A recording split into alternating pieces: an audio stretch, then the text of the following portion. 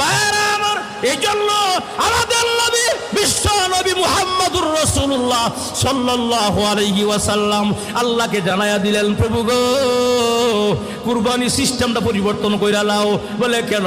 যদি আদম আলাইহিস সালামের মতো ওই যে হাবিল এবং কাবিলের মতো কুরবানি সিস্টেম থাকে, আমার উম্মতেরা শরম পাবে, লজ্জা পাবে।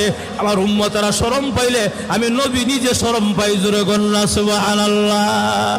আমাদের নবী কেমন দয়া করেছে আমাদের জন্য, আমাদের নবী কেমন মায়া করেছেন, আমাদের নবী আমাদের জন্য কি পরিমাণ চিন্তাটা করেছেন। আমরা যদি কুরবানি কবুল না হয় আমরা শরম পাইয়া যাব, লজ্জা পাইয়া যাব। যার কুরবানি কবুল হবে না তার সাথে লেনদেন বন্ধ হয়ে যাবে। যার কুরবানি কবুল হবে না তার সঙ্গে বিয়ে শাদীর লেনদেন বন্ধ হয়ে যাবে। যার কুরবানি কবুল হবে না তার সাথে আত্মীয়তা সম্পর্ক বিচ্ছিন্ন হয়ে যাবে। এমন একটা বিশৃঙ্খলা আরম্ভ হয়ে যেত। কিন্তু আল্লাহর নবী, বিশ্ব নবী রাহমাতুল লিল আলামিন আল্লাহর সাথে কমিটমেন্ট করেছেন। আল্লাহ আদম আলাইহিস সালামের যুগের হাবিল কাবিলের কুরবানি সিস্টেমটা এই সিস্টেম পরিবর্তন করে ফেলেন। আমার উম্মতের বেলায় আল্লাহ যার কুরবানি কবুল হয়েছে সেও তাকেও প্রকাশ করিও না, যার কুরবানি কবুল হয় নাই তাকে প্রকাশ করিও না।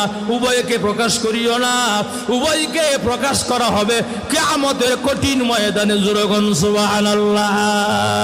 কিয়ামতের মাঠে আল্লাহ তখন প্রকাশ করে দিও, দুনিয়াতে প্রকাশ করে দিও, উম্মতকে শরম দিও না। ভাইয়েরা আমার, আমাদের নবী আমাদের জন্য কি পরিমাণ চিন্তা করেছেন। আল্লাহ এমন একজন পয়গম্বর, দুনিয়াতে আমরা লজ্জা পাই, শরম পাই, এটা পর্যন্ত নবীজি বরদাস্ত করতে পারে না। আল্লাহু আকবার। আমাদের নবী বরদাস্ত করতে পারে না, সহ্য করতে পারে না। এই জন্য আল্লাহ রাব্বুল আলামিনকে আল্লাহ নবী জানায়া দিলেন, প্রভু গো, এমন সিস্টেম দিয়েন না। আমার উম্মতের সিস্টেমটা আল্লাহ গোপন রাখেন। কবুল হইল গোপন রাখেন, না হইল গোপন রাখেন। তবে আল্লাহ যদি কবুল হয়, কবুল হওয়ারটা গ্রহণ করবে, সবাই খাবে গুস্ত। বাকিরা যারা কবুল হয় নাই, যেটা কবুল হয় নাই সেটাকে গ্রহণ করবে না। একটা বিশৃঙ্খলা শুরু হয়ে যাবে, একটা এরকম ভাবে ভিন্নতা শুরু হয়ে যাবে।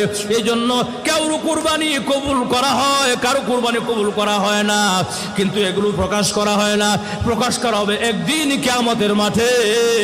এ ভাইয়েরা আমার, মাসফত থেকে আমি আর আপনি গরুর গোশত খেয়ে আমরা কি করলাম? ফায়দা গ্রহণ করলাম। জোরে কন্না সুবহানাল্লাহ। আমাদেরকে মহান আল্লাহ জিয়াবতের ব্যবস্থা করে দিলেন বৎসরে একবার। ভাইয়েরা আমার, তবে গুস্ত হওয়ার উদ্দেশ্য কুরবানি করলে কুরবানি হবে না। কুরবানি করতে হবে একমাত্র আল্লাহর সন্তুষ্টির জন্য, আল্লাহর সন্তুষ্টির জন্য। জোরে কন্না সুবহানাল্লাহ। বলেন কার সন্তুষ্টির জন্য? একমাত্র লিল্লাহিয়াতের জন্য, আল্লাহর জন্য। কার জন্য? আরো জোরে কোন?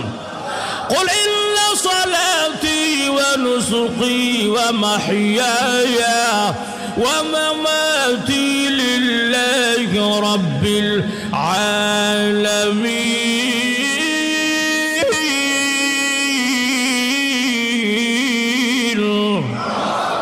আগে প্রভু, قل إن صلاتي, হে রাসূল আপনি এই কথা বলেন, ইন্না সলাতি, নিশ্চয়ই আমার নামাজ, ওয়া নুসুকি, আমার কুরবানি, ওয়া মাহইয়ায়া, আমার হায়াত, আমার মরণ, আমার জীবন, আমার কুরবানি, আমার নামাজ, আমার সালাত, সব কিছু লিল্লাহি রাব্বিল আলামিন।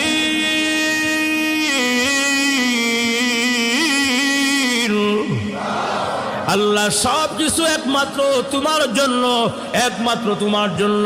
আমরা নামাজটা পড়ি কার জন্য? কুরবানি কার জন্য? হজটা কার জন্য? সমস্ত ইবাদত আল্লাহর জন্য।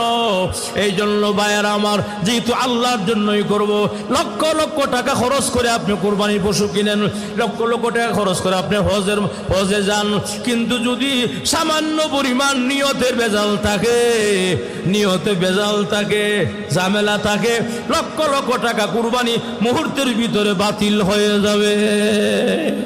ঠিক কিনা ভাইয়েরা আমার? জন্য কুরবানির পশু আমরা কিনবো খুব সাবধানে।